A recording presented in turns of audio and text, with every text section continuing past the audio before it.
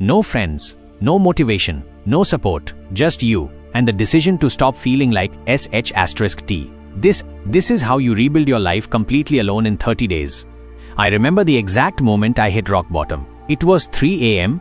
I was scrolling through social media, watching people live lives I couldn't even imagine. My phone, full of notifications, but not a single one that mattered. No messages from real friends. No "how are you doing" texts, just noise. And that's when it hit me. No one's coming to save me. If I ever wanted to feel anything again, I had to become the kind of person who saves themselves.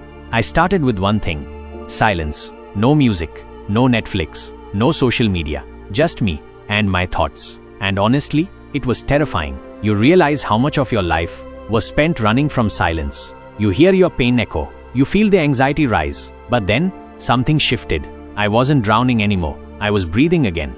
I picked the simplest place to start. Wake up at 6 a.m., make my bed, drink water. That's it. No huge goals, no hustle mindset. Just get up, show up, repeat.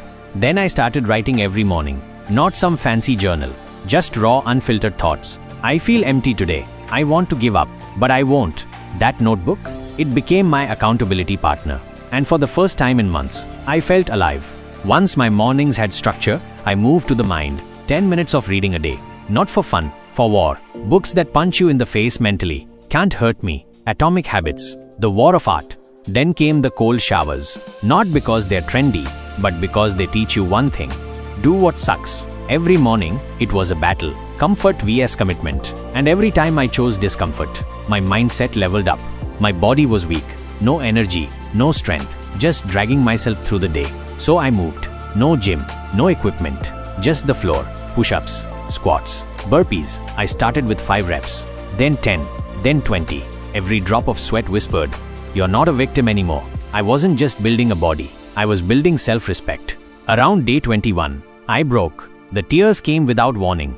Old memories, lost friendships, regret, guilt. I didn't fight it. I let it out. All of it. And then, I forgave myself for being weak, for wasting time, for not knowing better. And in that moment, I felt 10 pounds lighter.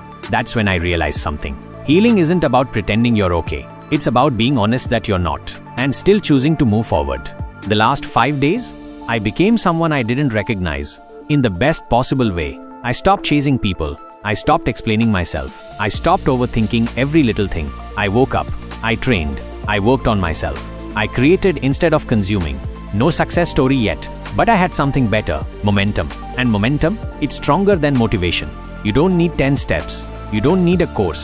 You don't need motivation. You just need 30 days. 30 days of showing up for yourself. No applause, no attention, no comfort. Just you, becoming someone unstoppable. If you do that, I promise you, a month from now, you won't even recognize yourself.